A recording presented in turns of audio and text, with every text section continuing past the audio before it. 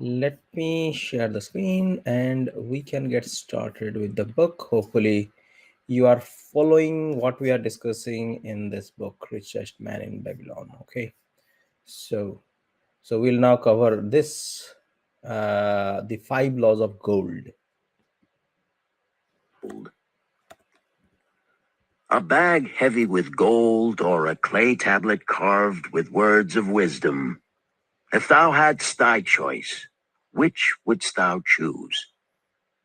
By the flickering light from the fire of desert shrubs, the suntanned faces of the listeners gleamed with interest.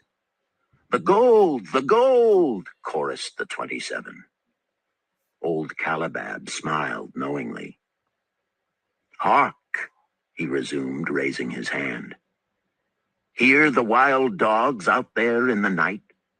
They howl and wail because they are lean with hunger. Yet feed them, and what do they? Fight and strut. Then fight and strut some more, giving no thought to the morrow that will surely come.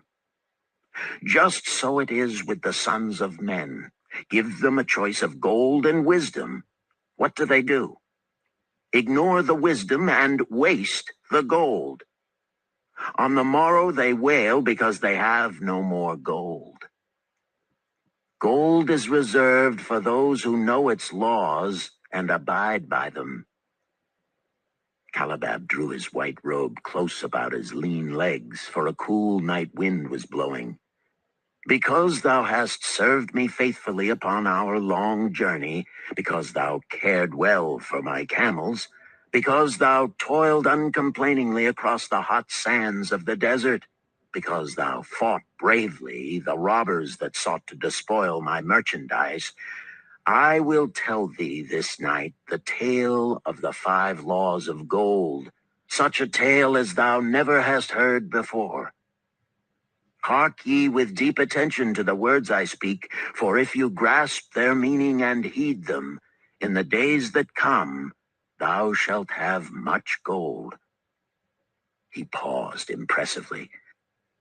Above, in a canopy of blue, the stars shone brightly in the crystal-clear skies of Babylonia. Behind the group loomed their faded tents tightly staked against possible desert storms. Beside the tents were neatly stacked bales of merchandise covered with skins. Nearby, the camel herd sprawled in the sand, some chewing their cuds contentedly, others snoring in hoarse discord. "Thou hast told us many good tales, Calab," spoke up the chief packer.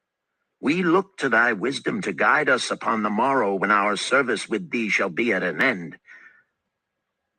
I have but told thee of my adventures in strange and distant lands, but this night I shall tell thee of the wisdom of Arkad, the wise rich man."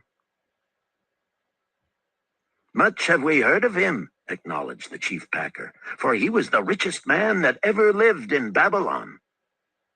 The richest man he was, and that because he was wise in the ways of gold, even as no man had ever been before him. This night shall I tell you of his great wisdom as it was told to me by Nomasir, his son, many years ago in Nineveh, when I was but a lad. My master and myself had tarried long into the night in the palace of Nomasir. I had helped my master bring great bundles of fine rugs, each one to be tried by Nomasir until his choice of colors was satisfied. At last he was well pleased and commanded us to sit with him and to drink a rare vintage, odorous to the nostrils and most warming to my stomach, which was unaccustomed to such a drink. Then did he tell us this tale of the great wisdom of Arkad, his father, even as I shall tell it to you. In Babylon, it is the custom, as you know, that the sons of wealthy fathers live with their parents in expectation of inheriting the estate. Arkad did not approve of this custom. Therefore, when Nomasir reached the man's estate, he sent for the young man and addressed him. "My son, It is my desire that thou succeed to my estate. Thou must, however, first prove that thou art capable of wisely handling it. Therefore, I wish that thou go out into the world and show thy ability both to acquire gold and to make thyself respected among men. To start thee well, I will give thee two things of which I myself was denied when I started as a poor youth to build up a fortune. First, I give thee this bag of gold. If thou use it wisely, it will be the basis of thy future success. Second, I give thee this clay tablet upon which is carved the 5 laws of gold. If thou dost but interpret them in thy own acts, they shall bring thee competence and security. 10 years from this day, come thou back to the house of thy father and give account of thyself. If thou prove worthy, I will then make thee the heir to my estate. Otherwise, I will give it to the priests that they may barter for my soul the kind consideration of the gods. So Nomasir went forth to make his own way, taking his bag of gold, the clay tablet carefully wrapped in silken cloth, his slave, and the horses upon which they rode. The 10 years passed, and Nomasir, as he had agreed, returned to the house of his father, who provided a great feast in his honor, to which he invited many friends and relatives. After the feast was over, the father and mother mounted their throne-like seats at one side of the great hall, and Nomasir stood before them to give an account of himself as he had promised his father. It was evening. The room was hazy with smoke from the wicks of the oil lamps that but dimly lighted it. Slaves in white woven jackets and tunics fanned the humid air rhythmically with long-stemmed palm leaves. A stately dignity colored the scene. The wife of Nomasir and his 2 young sons, with friends and other members of the family, sat upon rugs behind him, eager listeners.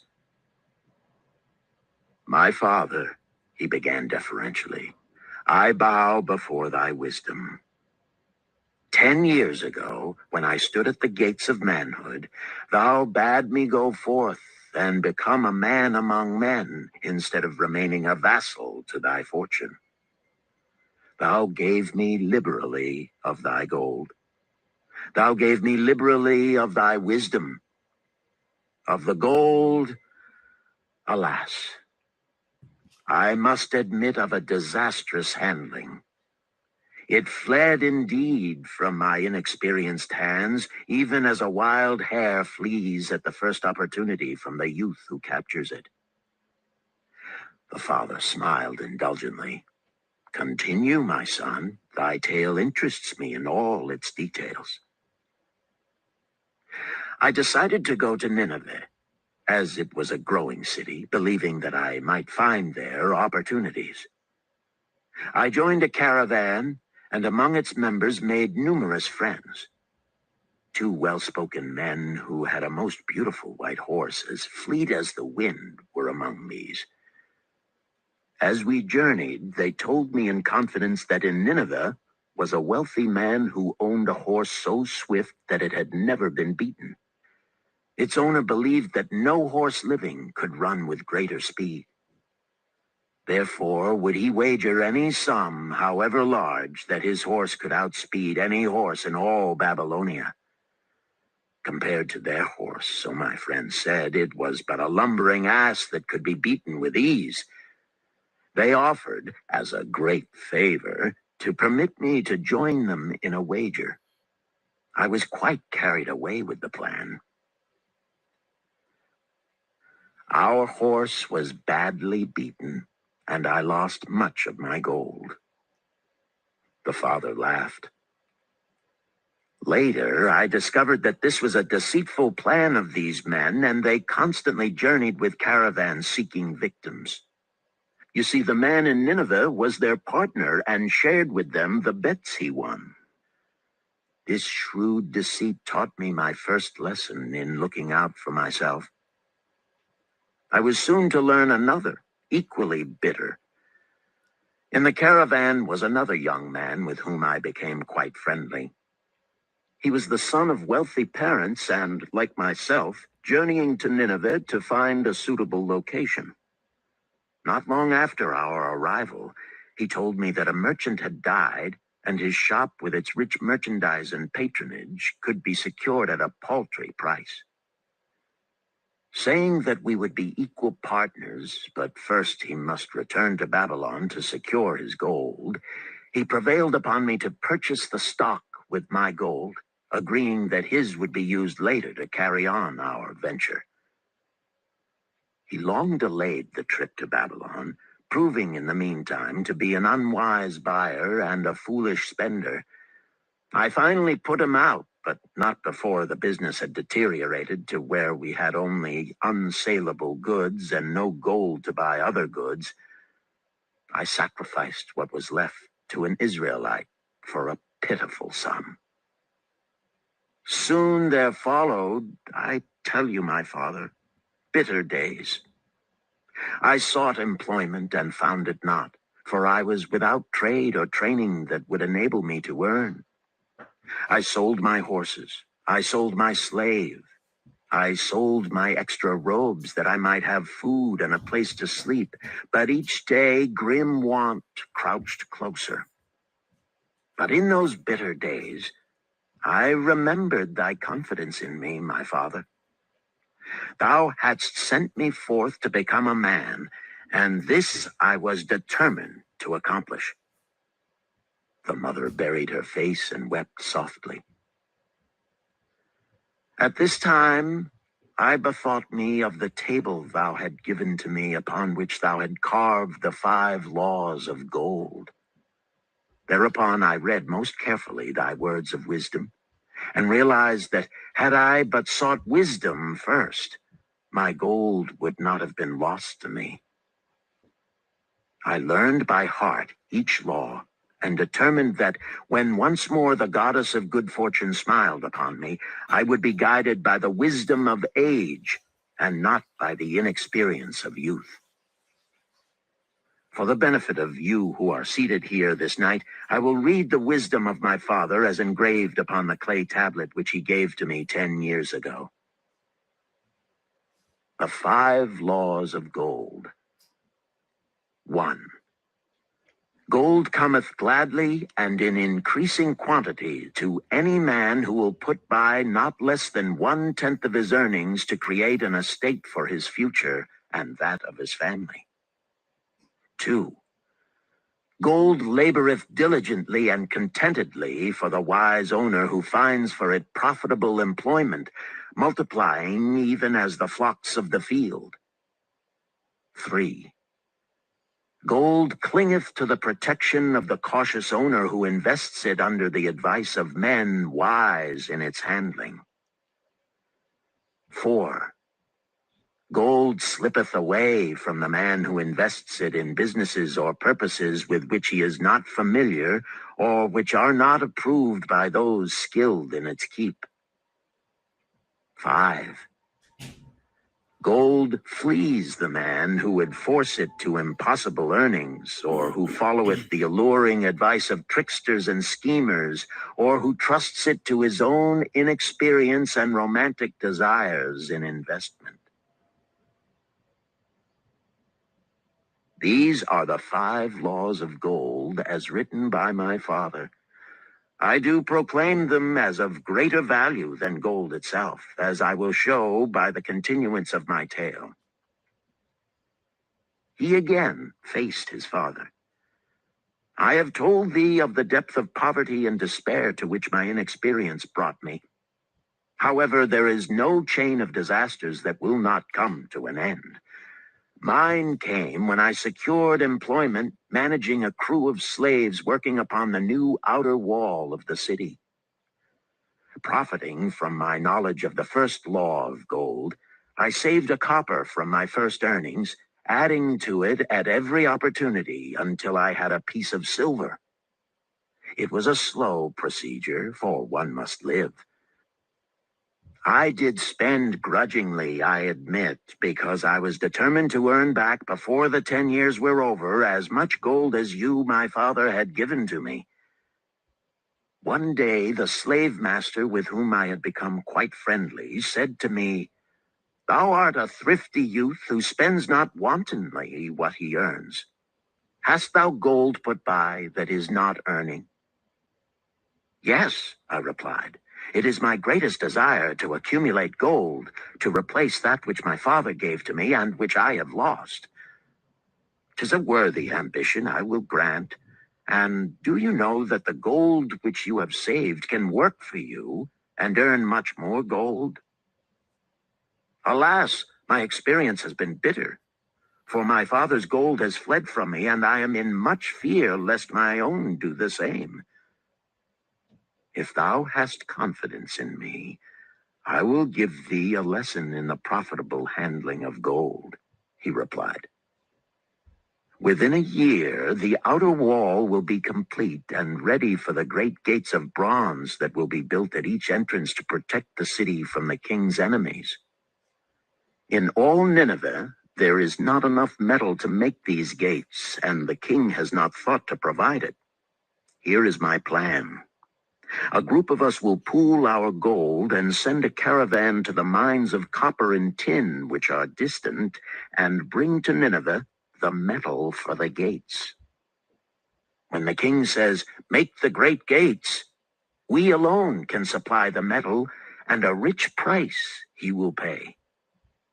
If the king will not buy from us, we will yet have the metal which can be sold for a fair price."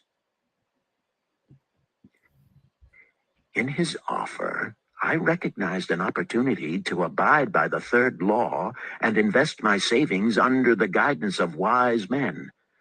Nor was I disappointed. Our pool was a success, and my small store of gold was greatly increased by the transaction. In due time, I was accepted as a member of this same group in other ventures. They were men wise in the profitable handling of gold. They talked over each plan presented with great care before entering upon it. They would take no chance on losing their principal or tying it up in unprofitable investments from which their gold could not be recovered. Such foolish things as the horse race and the partnership into which I had entered with my inexperience would have had scant consideration with them. They would have immediately pointed out their weaknesses. Through my association with these men, I learned to safely invest gold to bring profitable returns. As the years went on, my treasure increased more and more rapidly. I not only made back as much as I lost, but much more. Through my misfortunes, my trials, and my success, I have tested time and again the wisdom of the 5 laws of gold, my father, and have proven them true in every test. To him who is without knowledge of the 5 laws, gold comes not often, and goeth away quickly. But to him who abide by the 5 laws, gold comes and works as his dutiful slave." Nomasir ceased speaking and motioned to a slave in the back of the room.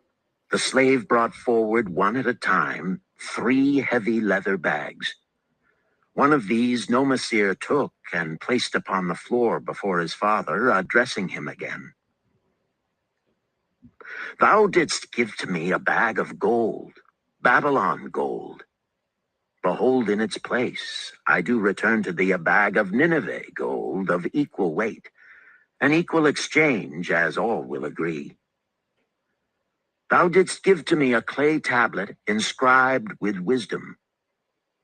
Behold, in its stead, I do return 2 bags of gold." So saying, he took from the slave the other 2 bags, and likewise placed them upon the floor before his father. "This I do to prove to thee, my father, of how much greater value I consider thy wisdom than thy gold. Yet Who can measure in bags of gold the value of wisdom? Without wisdom, gold is quickly lost by those who have it.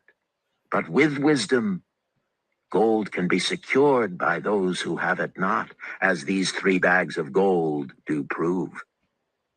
It does indeed give to me the deepest satisfaction, my father, to stand before thee and say that, because of thy wisdom, I have been able to become rich and respected before men. The father placed his hand fondly upon the head of Nomasir. Thou hast learned well thy lessons, and I am indeed fortunate to have a son to whom I may entrust my wealth. Calabab ceased his tale and looked critically at his listeners. What means this to thee, this tale of Nomasir? He continued. Who among thee can go to thy father or to the father of thy wife and give an account of wise handling of his earnings? What would these venerable men think were you to say, I have traveled much and learned much and labored much and earned much, yet alas, of gold I have little. Some I spent wisely, some I spent foolishly, and much I lost in unwise ways. Dost still think it but an inconsistency of fate that some men have much gold and others have naught? Then you err. Men have much gold when they know the 5 laws of gold and abide thereby. Because I learned these 5 laws in my youth and abided by them, I have become a wealthy merchant. Not by some strange magic did I accumulate my wealth. Wealth that comes quickly goeth the same way. Wealth that stayeth to give enjoyment and satisfaction to its owner comes gradually, because it is a child born of knowledge and persistent purpose. To earn wealth is but a slight burden upon the thoughtful man. Bearing the burden consistently from year to year accomplishes the final purpose. The 5 laws of gold offer to thee a rich reward for their observance.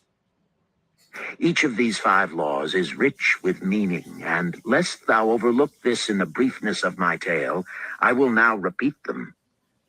I do know them each by heart, because in my youth I could see their value and would not be content until I knew them word for word. The first law of gold. Gold cometh gladly and in increasing quantity to any man who will put by not less than 1/10 of his earnings to create an estate for his future and that of his family. Any man who will put by 1/10 of his earnings consistently and invest it wisely will surely create a valuable estate that will provide an income for him in the future and further guarantee safety for his family in case the gods call him to the world of darkness. This law always saith that gold cometh gladly to such a man. I can truly certify this in my own life. The more gold I accumulate, the more readily it comes to me, and in increased quantities. The gold which I save earns more, even as yours will, and its earnings earn more, and this is the working out of the first law. The second. Okay, I think we'll conclude it here. But very interesting, the 5 laws of gold. We discussed about this earlier as well, but it's clearly laid down, the process of you becoming wealthy. So it's an amazing book, and should all have a read. So with